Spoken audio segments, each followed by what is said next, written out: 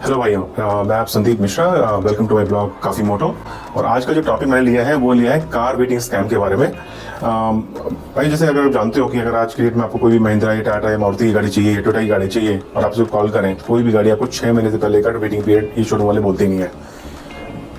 मेरी नज़रों में ये एक स्कैम है और इस चीज़ को मैंने खुद से एक्सपीरियंस किया। तो मैंने रिसेंटली परचेज की थी महिंद्रा स्कॉर्पियो ज़ायरेट। वेटिंग पीरियड था 1 साल। I got it in 2 months without any follow up. उसी तरीके से मारुति वालों को मैंने कॉल किया था। उनका भी वेटिंग पीरियड से 6 महीने और 1 साल से स्टार्ट किया। बट मुझे आई न्यू कि अगर मैं इसको थोड़ा फोर्स करता तो I could have got that vehicle with in से 2 weeks। ये जो स्कैम है एक्चुअली स्टार्टिंग में स्कैम नहीं था, ये स्टार्ट हुआ था कोविड के टाइम से, जब चाइना में मैन्युफैक्चरिंग सप्लाई बंद हो गई थी। मैन्युफैक्चरिंग जो चिप्स की थी वो बंद हो गई थी। उसकी वजह से जितने भी ये मैन्युफैक्चरर्स या के इन लोगों को अपनी सप्लाई कस्टमर्स के लिए प्रायोरिटाइज करनी पड़ी थी। ठीक है, उस चक्कर में हुआ क्या कि जैसे ही डिमांड वापस आई आफ्टर कोविड, तो इन लोगों को प्रोडक्शन स्केल अप करना पड़ा क्योंकि चिप्स की सप्लाई नॉर्मल हो गई। पर एक अनोखी चीज़ और हुई, ये जो जितने भी सप्लायर्स थे या जितने मैन्युफैक्चरर्स हैं, इन लोगों को रियलाइज हो गया कि कैसे सप्लाई को कंट्रोल करके, कैसे एक स्मार्ट मार्केटिंग स्ट्रेटजी को यूज़ करके हम डिमांड अपनी बढ़ा सकते हैं। ये और यहीं से जन्म होता है इस कार वेटिंग पीरियड स्कैम का। आप किसी भी किसी शोरूम में कॉल करो, you get that waiting period falsification. इससे होता क्या है?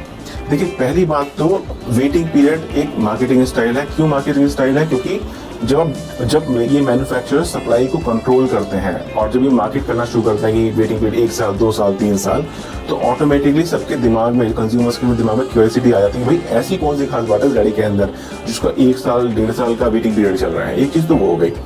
दूसरी चीज़ क्या हो गई, जितने भी ये शोरूम वाले होते हैं, ठीक है, ये शोरूम वालों को हायर वेरिएंट बेचने की एक अपॉर्चुनिटी मिल जाती है क्योंकि उसमें ज़्यादा मार्जिन होते हैं। तो अगर किसी का बजट मान लो एक मिड वेरिएंट का है या लोअर वेरिएंट का है, लेकिन उसको सब गाड़ी की जो डिलीवरी है वो इमीडिएटली में चाहिए, तो उस केस में वो फोर्स हो जाता है हायर वेरिएंट की डिलीवरी लेने के लिए और एक्स्ट्रा पे करने के लिए। फिर एक नया और स्टाइल है एक्सेसरीज बेचने का। ठीक है, तो आजकल शोरूम वाले in the name of scarcity और ये क्या बोलते हैं वेटिंग पीरियड, ये क्या बोलते हैं कि भाई हमारे अगर आप 25,000 की, 50,000 की, 60,000 की, लाख की एक्सेसरीज लगवाओगे तो हम आपका कार आपको बहुत जल्दी दे देंगे, इमीडिएटली दे देंगे। तो एक अलग से उसके ऊपर पैसा बना लेते हैं।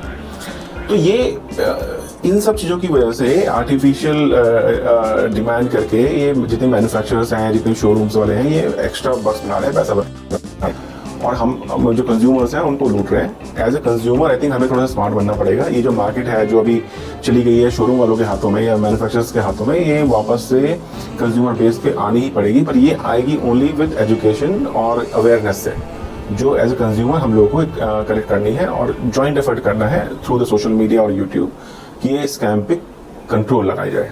Thank you.